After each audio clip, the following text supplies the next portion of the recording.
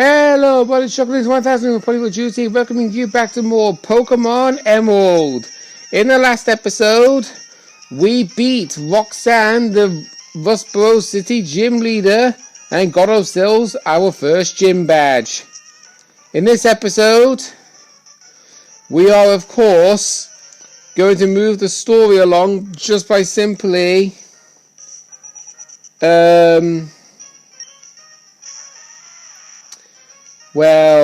doing what we do. And okay. For a moment I thought that the writing was actually like fixed from my camera angle, but I can see it's still blurry where it says Geodude. Because I'm actually doing this recording in a different room. Usually I do this recording in my bedroom. But obviously I've got a different setting, so you're obviously going to be seeing this happen quite a lot. Because I have a Nintendo Switch game case sat underneath my DS. Because otherwise you would see it like this, and it's not really fun to look at.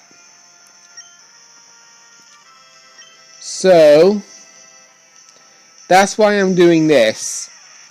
And plus, what's actually good about this is like, because in my bedroom, I was able to sit on a chair with a garden table in front of me, and the motion of like doing the recording was hard because I had to reach over my iPad to hit the A button, and I was spending most of my time trying to get used to the controls of the D-pad. But this setting I've got at the moment, I'm perfectly capable of reaching over my iPad and capable of doing everything without any interruptions. So like accidentally hitting my iPad. Oh, by the way, I should really have pointed out the HM for cut. We were not allowed to actually use that move until we got the Rustboro City gym badge. But since we now do, we can now use cut. And Sixagoon's obviously got a held item, so we'll take that. A super potion. So this tree looks like it can be cut. Would you like to cut it? There we go. There are some optional trainers that can actually be fought here, and I'm going to be showing them to you right now. Because there are some interesting items you can pick up here.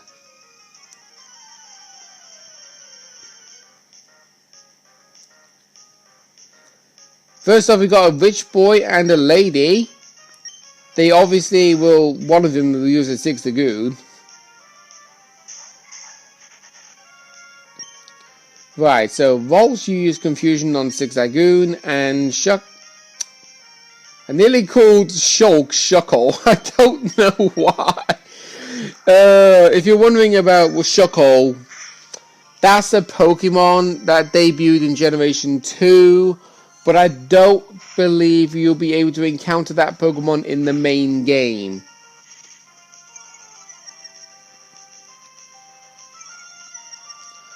Right, lowering my attack when I was using special attacking moves, you dingus.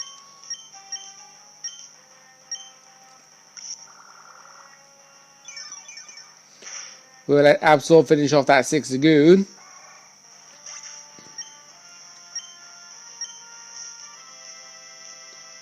And there's a Poochyena. Well, good thing I decided not to target Poochyena.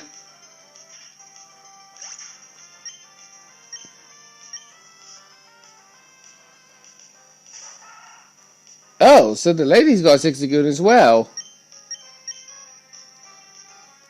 Alright then.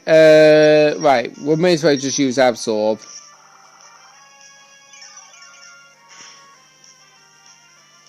Okay, that did a good chunk of damage. Confusion Wheel as well. Wow. Good job there, Volts. I do apologise about my DS shaking every time I hit the A button. I can't control that. It's because I would do it on my GameCube cartridges, because that's actually what I usually stack when I do my recordings. I use the game boxes for my Nintendo GameCube games plus some of my Wii games to hold my iPad steady, and I'm using one Nintendo Switch cartridge which has so much airspace inside the box it will feel like you're pressing pressure on it every single time. Right, okay, a potion. Not the ideal sort of thing I wanted. There's an optional fight up there, but you can cut this tree down to avoid it. I know I could have actually done these battles off camera, but I didn't really think of it at the time. There are also some berries here as well, if you actually are interested in picking them up. Here we have an ether. That is another PP healing item that will heal one of your moves, just like the leper berry. Pineapple berries, they don't have particularly an interesting method of use at the minute. Let's have a look. Yeah, a Pokeblock ingredient. Plant in Lumi soil to grow pineapple. So yeah, pineapple berries don't have any use as of yet. They will do in time. But at this very moment, they're not really known to be helpful for anything. And here's the Chesto berry bush. Remember, we received the Chesto berry from that NPC just outside of Rustboro City in Route 104. And you know what? Screw it. We're gonna have a single battle apparently. I was wanting a double battle, but fine, I'll take it.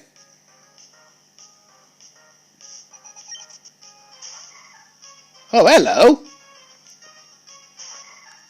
Rolls versus Rolls. That's going to be interesting. You know what? Sure. We'll do that.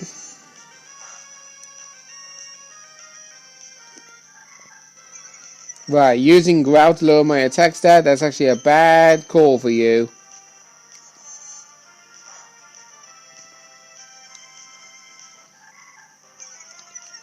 So much so, you're having to do it twice. It's like you have no idea that Psychic is a special attacking move yet.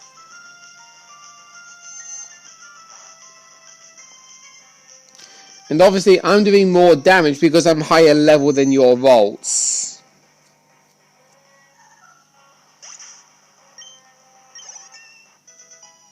And there you go, Volts is now level 13. Nice. I slacked off in school, that's why I... Yeah, excuses. Excuses.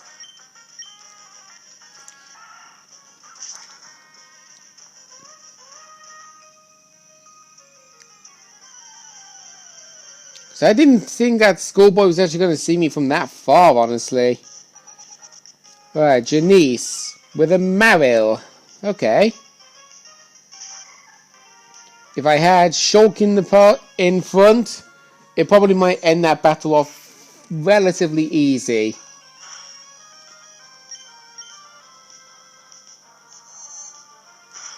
But no matter. Rolls is brilliant in his own way.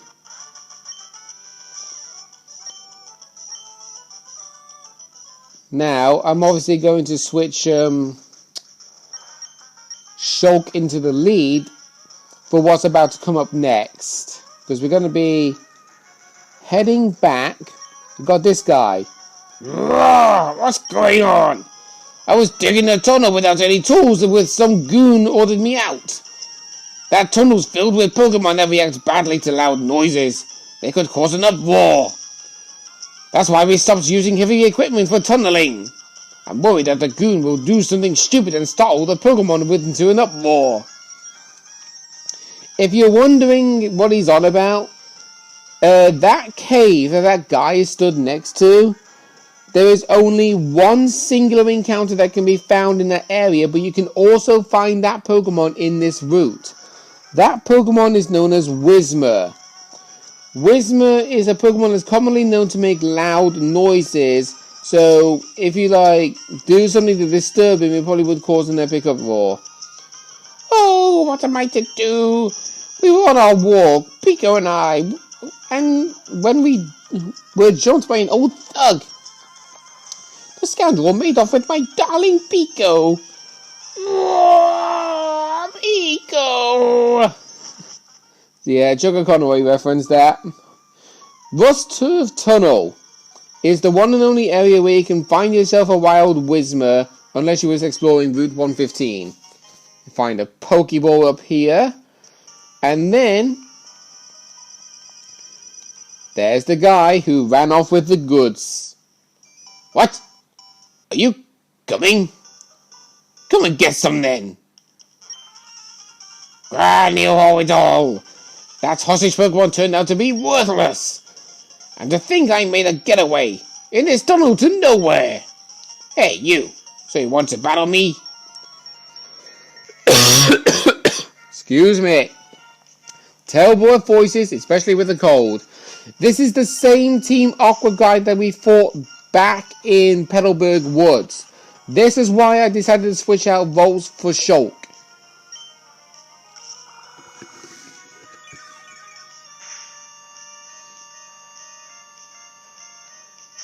I'm going to let you listen to the music for a bit.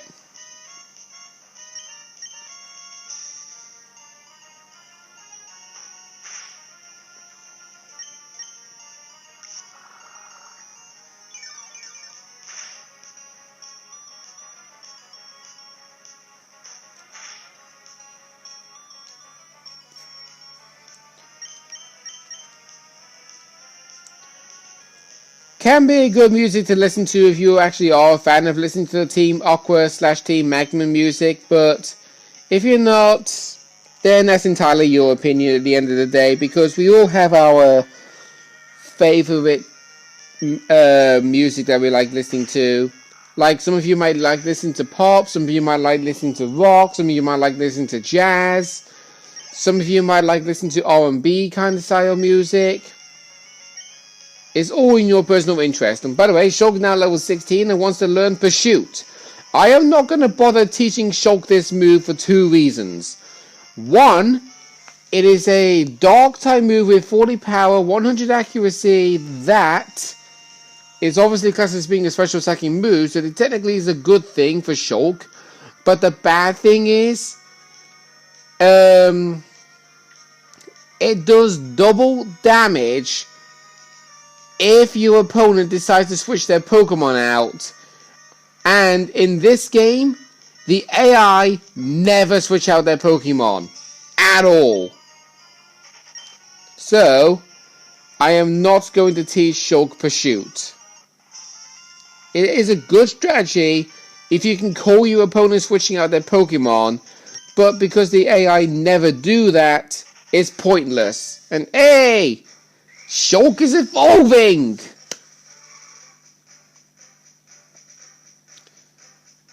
Sorry if this is like a seizure warning. I can't really help with my camera layout. I do apologize about that. But there we go. Congratulations, your Shulk is evolved into Grovyle. That line just sounds very weird, but at the same time kind of interesting. And because of that, Shulk now wants to learn Fury Cutter. Fury Cutter is a bug type move. It does start off as 10 power, 95% accuracy, but it's an attack that increases in damage the more times you hit in successive combos. So like say, the first hit is going to do a base power of 10, then it's going to do a base power of 20, then it's going to do a base power of 40, then it's going to do a base power of 80, and then it's going to do a base power of 160, and that is where it caps off the most. It will not go any higher than that. Oh, whoops. I actually do want to teach Grovyle Fury Cutter. We'll get rid of Leah because we're never really using that move, honestly.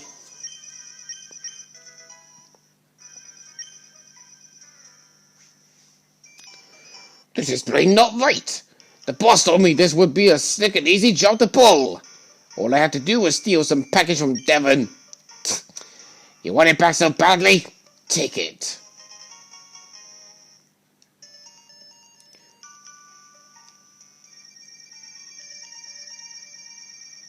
Excuse me? You could have just kindly asked me to step aside rather than just shove me out the way.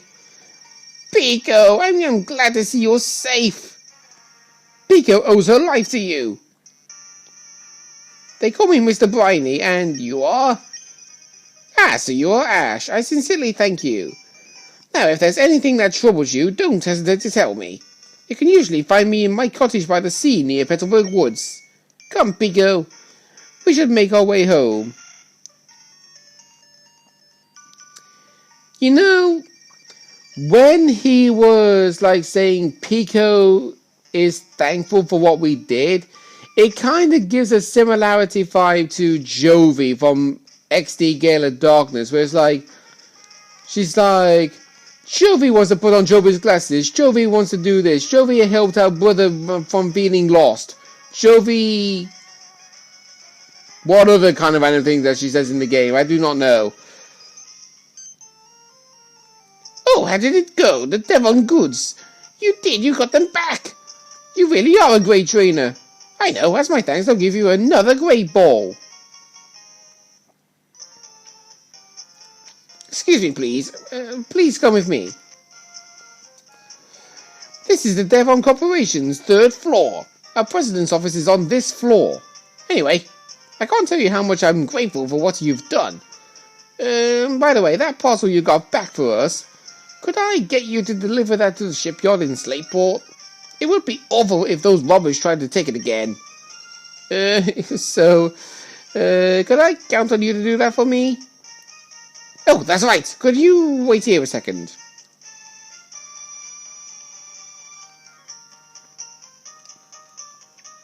Our president would like to have a word with you. Please, come with me. Please, go ahead. I'm Mr. Stone, the president of the Devon Corporation. I just got word about you. You saved our staff not just once, but twice. I have a favor to ask of an amazing person like you. I understand that you're delivering a package to Slateport's shipyard. Well, on the way, could you stop off in Dewford Town? I was hoping that you'd deliver a letter to Stephen in Dewford.